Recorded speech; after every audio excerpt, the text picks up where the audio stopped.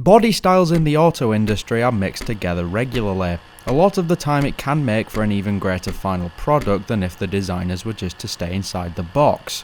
However, like a lot of food groups, some combinations just aren't a recipe for success. The Suzuki X90 is the perfect example of that. What was its deal? While Suzuki is one of the largest car manufacturers to come out of Japan, they don't quite have the pulling power in some important markets like Toyota or Honda. The US especially was always a rocky road for Suzuki, in fact being a market they are largely no longer present in. At different points in time they offered quite alternative products to break their way in. Their most lucrative attempt at this was in the 1980s, with the Samurai. A small, capable, admittedly slightly gutless two-door off-roader might not sound like it would have any appeal whatsoever in the US market, especially against the likes of Jeep, but it was a sales hit when it launched in 1985, surpassing the 100,000 sales mark easily. However, in 1988 the fairy tale came to an end, after a test of the Samurai resulted in it rolling over.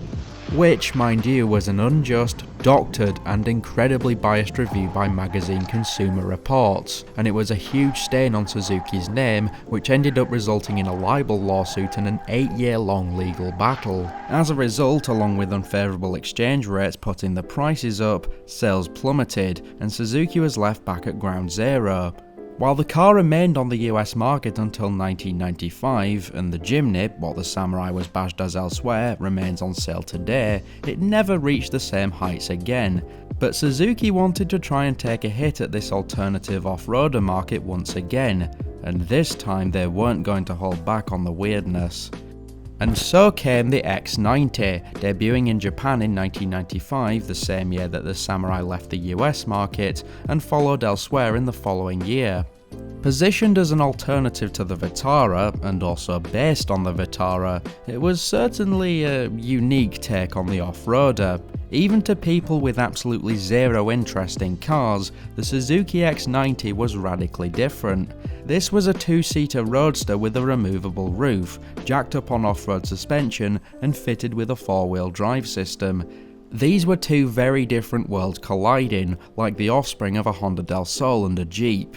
This combination of factors made the Suzuki X90 a very strange looking car, with the flowing, curvy lines of a 90s Japanese sports car stuck on the bottom half of an off-roader. The balance was off-centre to say the least, though honestly I quite like it, strangely. Among the sea of boxy utilitarian SUVs of the 1990s, the X90 was practically a full-on revolution. Despite the innocent persona it put forward, however, it was no less capable, apparently being quite adept whenever it was taken off-road.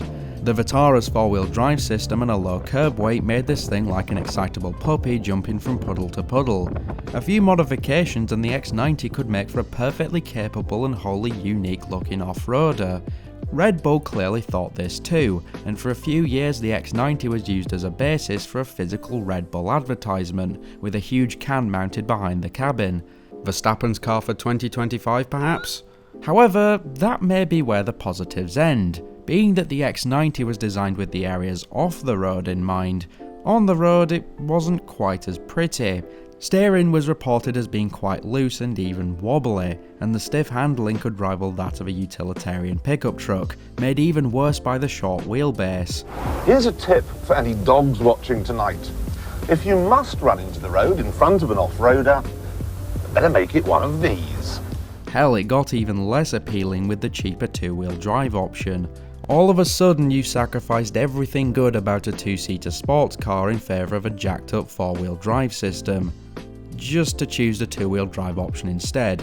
I struggle to see any reason why anyone would choose the two-wheel drive option. And then there was the engine. Diesel may have been the go-to for that low-end grunt on these off-roaders, but Suzuki's own petrol 1.6 litre four-cylinder had very little of that, producing a rather gutless 95 horsepower. Not terrible for a car of this class, and certainly enough to keep it moving when needed, but maybe not enough to give you that proper oomph you need when you're wanting to go over a rock. No matter what you may think of the X90, most buyers of the time didn't fall for it, and the car was in production for a measly 3 years between 1995 and 1997 before being pulled. There is a reason there haven't really been any more production cars since that have tried to capture this incredibly niche area of the market. Sure, cars like the Porsche 911 Dakar and the Lamborghini Huracan Starato exist, but those are for the super rich who have millions to throw at such ludicrous vehicles. The X90 was for a much lower pay grade of a person. I mean, who's going to want a sports car SUV hybrid that has neither the convenience and capabilities of an SUV, nor the sporty fun of a sports car? Sure, it's definitely unique and quirky, but those factors alone don't make for an appealing car.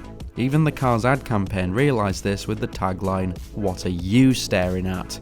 It's a good question that I doubt many could answer.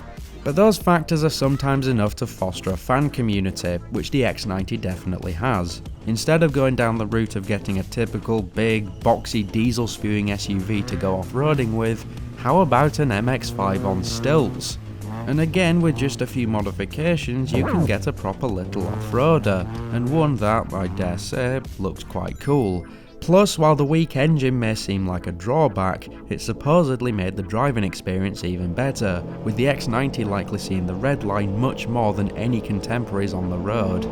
I think the X90's greatest failing was its branding. Yes, it was an odd car, but with the right marketing campaign behind it, I think it could have become more of a well-remembered item. Sure, the X90 would receive the Philippe Cousteau edition in 1997, featuring a bull bar, wider wheel arches, 16-inch alloys, and was for some reason named after a deceased French cinematographer, but a proper set of special editions might have bolstered its image a little bit. Hell, it might not have done very well, but they could have taken it to the Paris-Dakar or had it entered into some rally events, something just to give it a bit of an identity outside of its weird appearance.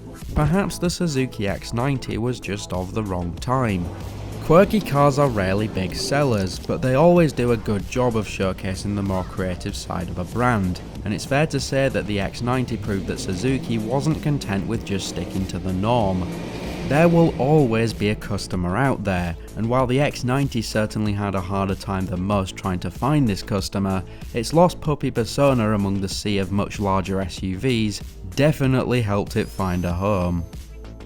Thank you so much for watching, with a very special thanks to Brum Brum Bryn and Thomas Bradley, who are very generously donating at the highest tier on my Patreon. Just £1 a month is an amazing help, and I also have socials, links to those are in the description below. Again, thank you for watching, and take care.